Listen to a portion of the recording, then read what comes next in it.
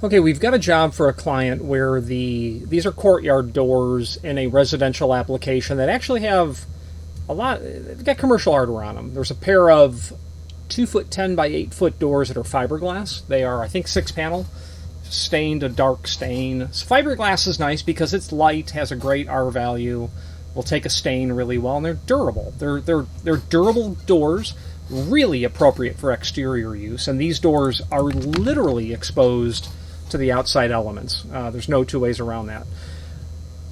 In the hardware set that exists, you've got some ball bearing 4.5-inch steel-based polished chrome hinges.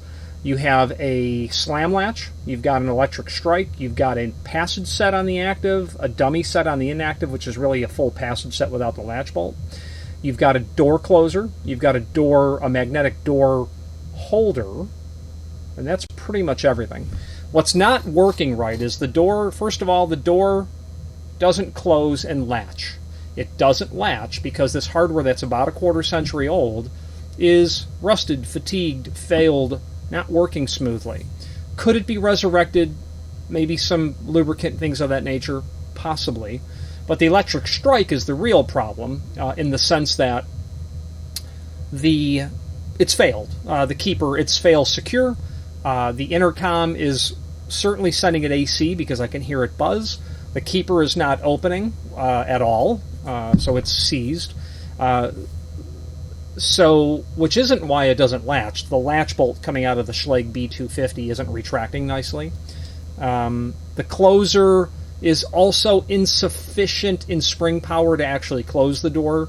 And on a good day, it would probably close and latch it. It probably worked originally when that latch bolt still had the oil-impregnated sort of coating that you can feel on hardware that the type of material it's made of does have a component of oil actually in it. So it's self-lubricating in that regard. Well, this stuff is really rusted and just needs to be replaced.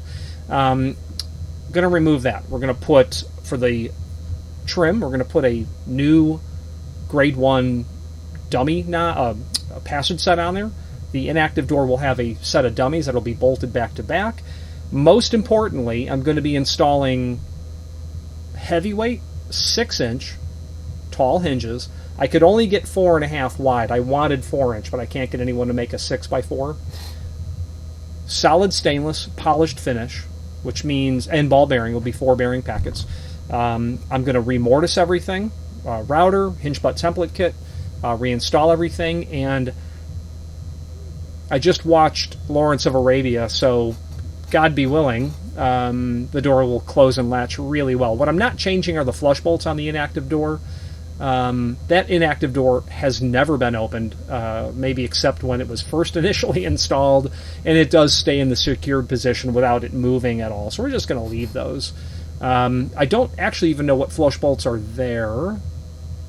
If they're commercial in nature, we'll probably replace them just so that the hardware looks nice, but we'll probably just leave them. And then lastly, I'm going to put a door closer on the opening that will be a grade 1 with an adjustable spring that, should the client want more closing force, we'll be able to provide that to the client because it's not handicap compliant. So let's start this journey. This project's going to be several component videos. On this project, we're going to be refitting this pair of doors to a courtyard in a residential application with hardware that will allow it to function. Everything here is approximately 25 years old and just no longer functions as a secure opening. So what there is two passage sets that are installed. The active door has a passage set which functions. The inactive has a passage without a latch installed, and that just doesn't work. There's a Schlage B250 installed at the top, and that's a what would be called a slam latch or a gate latch. There is a non-functioning, probably Adams Wright electric strike, probably a 7000 series. The keeper no longer functions at all. There's power to the opening, and in typical Florida fashion, it's a less than elegant way to get power to the opening. The door closer is insufficient. We'll replace that with something a bit more robust. in the sense of we will replace it with something with an adjustable spring. We're going to replace everything. We're going to put some new trim on. We're going to replace the malfunctioned electric strike, likely with something more robust. We'll put a new B250 onto it. We're going to put a restricted keyway into the system so that if a key is not returned, we know that it cannot be duplicated, and a rekey on the system is all that would be required. And we're going to replace the hinges with substantially larger hinges in the sense of, you can see that the gap up at the top of the door here at the tip of my finger is larger than it is down at the bottom. And you'll note that the gap between the doors at the top is almost zero, if not zero, and down at the bottom is quite wide. We've got the same problem over on the inactive side. So what's happening is the doors are just literally moving into the center because of gravity. We're going to replace these 4.5 hinges that are standard weight ball bearing. We're going to replace them with 6 by 4.5 and a heavyweight, and in a solid stainless polished finish. Everything will be either in polished chrome or in polished stainless. And as we move through this video, we're going to start with refitting everything. So it's going to be new hinges. It'll be mortising for new hinges on the door and the frame. It will be a new system to secure the door, a new electric strike, a new slam latch, a new passage set on the active, and then a pair of dummies on the inactive that will mount back to each other. And we are going to replace the closing device as well. So let's move forward. Okay, so the next step in our project is to determine the voltage that's operating at this electric strike. So this electric strike is, we know it's AC, and the reason we know it's AC is because it buzzes when the circuit is closed.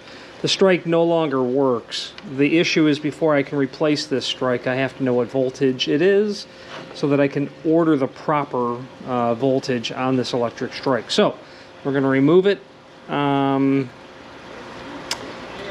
we are going to close the circuit, meaning power it, and then we'll put our voltmeter on the material, and we'll take a look at what's happening. So let's go inside, and since we're the only people here, let's close that circuit, and I'll show you how we're going to do that.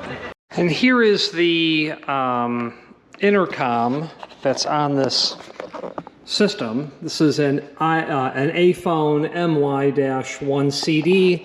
It's every bit of 25 years old, if not pushing 30.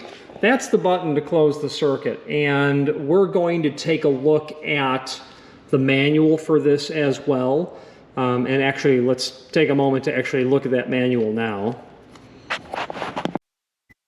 Okay, so we have pulled up here our manual on the intercom panel, and all the hardware is mechanical with the exception of that electric strike. So, you know, ordering the correct size hinges, ordering the correct back set for the Schlage B250, the selection of the passage set, a door closer, that's all pretty elementary builder's hardware, but I don't know the voltage. Now, based on it being an intercom, and my experience with intercoms tells me that it's 12 volt DC. But I don't know that because I don't know it. I believe it to be 12 volt based on experience, but we have to eliminate that. So looking at these installation instructions, we have our intercom, the video monitor. It's also a power supply, but I don't know what it's providing. There is this reference to door release and an AC transformer. Obviously that's somewhere, if it does exist. I don't know what this power supply is capable of producing in terms of output voltage and milliamps. So let's just take a look. There's a reference here to a transformer. It tells me it's AC if they're using the term transformer and not power supply, which I would think of as a DC. We know it's AC because it buzzes. Door release button. Okay, our top button is what's going to close the circuit to the electric strike. pan and tilt, talking about the camera functionality, which this does have. The camera doesn't happen to work. We'll investigate repairing that. Wiring precautions, use a single pair of cable, coax cable or two. You can tell this is an old document because we're talking about coax cable. Definitely second half of the 90s for coax cable, but you know, a very solid cable. Nothing there about our electric strike and the power supply. Locate the power supply within a convenient distance to an AC outlet. Yeah, our unit is hardwired. Well, I don't know where the power supply is actually connected to. There's probably a transformer feeding this. I don't know if this is probably low voltage on board here. Camera angle settings, backlight and monitor. Okay, there's a reference here to positive and negative L. Let's just say it stands for load, going through a Bell transformer. Why would it be going through a Bell transformer? That tells me that this is not producing the proper low voltage. I would doubt that it's line voltage, unless this Bell transformer is part of this system, but it's not clear. At the end of the day, I don't know what's coming off of the back of this. So what we could try to do, well, if we were to take the unit off the wall and hit the Bell release button, which is the top button here, and measure that load, measure the voltage there, we should get a voltage. The problem is, I need to measure it here, because if there is a Bell transformer somewhere in the circuit, this might be producing an output voltage that's being transformed to something else here. So we need to measure it out here. And at the end of the day, it doesn't tell us what it is. It could be for this manufacturer. They're just assuming you know it's 12 volts, which it probably is, but we're going to check. And obviously the specification part, power source, DC 18 volts, uses a power supply, AC 120 volts, or a 220 volt version, 4 volt version, but the unit's running on 18 volts. Consumption, 0.9 amp. It's a lot of amp, that's almost 1 amp. But it doesn't tell me what it's sending out for the electric strike.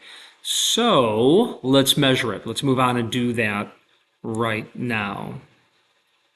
Now, for the sake of conversation, what I could just have easily have done on the back of the panel is, let's pull that off. What I could just have easily have done would be to, this will just lift off if I recall correctly.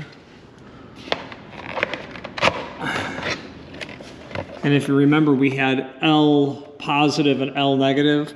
It's the black and white wire on the lower terminal block. I could have just simply have pulled one of the legs off of there and wire capped it off, and that would definitely have dropped power going out to that circuit. So that's what I could have done there. But for right now, we're fine. There is no need to get exotic in anything that we're doing.